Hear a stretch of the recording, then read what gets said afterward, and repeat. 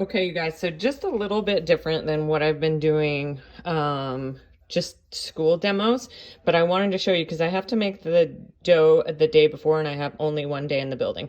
So that's what's going on here. So I have softened butter, sugar, egg in here, and then the sponge that you make the night before. So the sponge that you make the night before, you're going to heat your milk up to between 90 and 100 degrees, and you're going to mix your flour and yeast together and then fold in that milk, and then it'll just form a dough that kind of looks like this.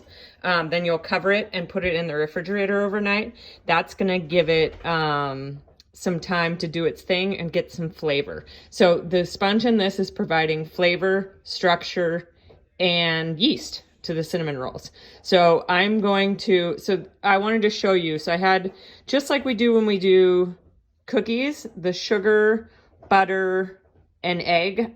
So I mixed together softened butter and sugar with my paddle attachment. If you're doing this by hand, just mix those together. Make sure your butter is softened, add your sugar to it, cream it, and then add your eggs one at a time. I would add your eggs when they are at room temperature, and remember how to do that. Put the whole eggs in a little bit of warm water before you crack them. This will never mix together. The recipe says it'll mix together, but it will never really fully mix together. So just get it to this point. You can kind of see this. I did kind of a big batch because I always am feeding tons of people at LinkedIn. So you can kind of see that it doesn't really mix together. So I'm going to add the flour to this, and I just want to add it until it's incorporated, but I don't want to over mix it. Okay, so I am back, and I just wanted to show you what this looks like. Hopefully my flour doesn't go crazy here. But I'm just gonna mix it until it's incorporated. That flour will help the sponge mix in a little bit better, and then the dough starts to form.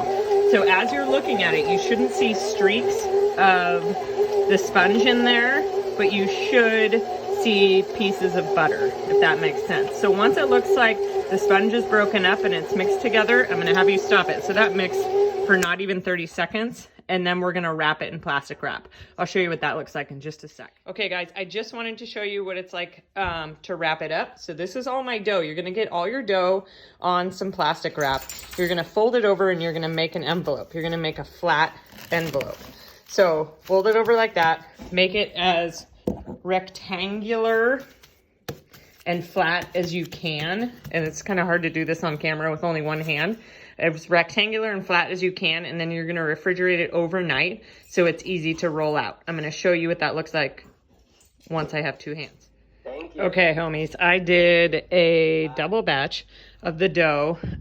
So you wanna just get one of these envelopes. So make all of your dough into one envelope, and then make sure you wrap it really well all the way around. So what I did is I got out a full sheet, put my dough down on it, put another full sheet over the top and flattened it out into a rectangle, and then rolled it up and then re-rolled it this way and then this way to make sure everything was well wrapped. Give it a little bit of room on the ends because it will grow because it's got yeast in it. So don't wrap it like crazy tight, but this is what it looks like. And then you'll pull it out tomorrow. You'll see me tomorrow in front of you, and I'll cut it in half. And I'll roll one for cinnamon rolls and one for sweet dough or sticky buns. Okay, thank you.